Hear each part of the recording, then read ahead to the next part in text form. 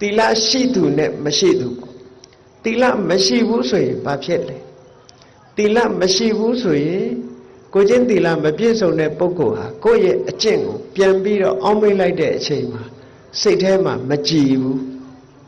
မဟုတ်တာတွေလှုပ်ထားတယ်ဆိုတဲ့ပုဂ္ဂိုလ်ကစိတ်မကြည်နော်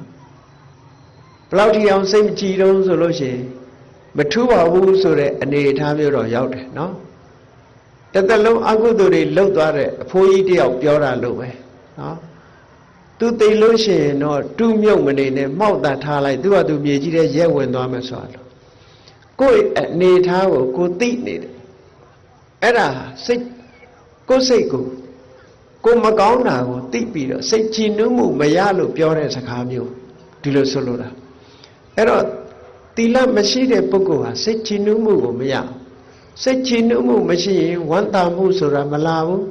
ဝမ်းသာမှုမလာလို့ရှိရင်နှစ်ချိုက်မှုဆိုတဲ့ပီတိမလာဘူးနှစ်ချိုက်မှုပီတိမလာဘူးဆိုရင်စိတ်ငြိမ်းချမ်းမှုကိုယ်စိတ်ငြိမ်းချမ်းမှုဆိုတဲ့ပတ္တတိမလာဘူးကိုယ်စိတ်ငြိမ်းချမ်းမှုပတ္တတိမှမဖြစ်ဘူးဆိုလို့ရှိရင်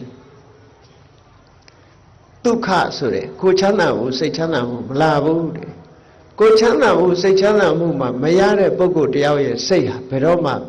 တမာတိမရနိုင်ဘူးတဲ့တမာတိမရဘူးဆိုတဲ့ပုဂ္ဂိုလ်ဟာယထာဘူတညာနာတနာအမှန်မြင်မှုဆိုတာဝေရောဟော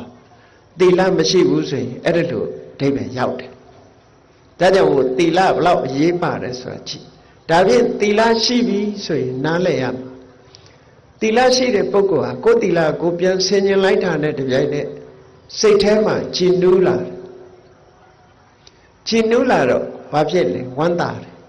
ဝမ်းသာတော့ပီတိဖြစ်တယ်ပီတိဖြစ်တော့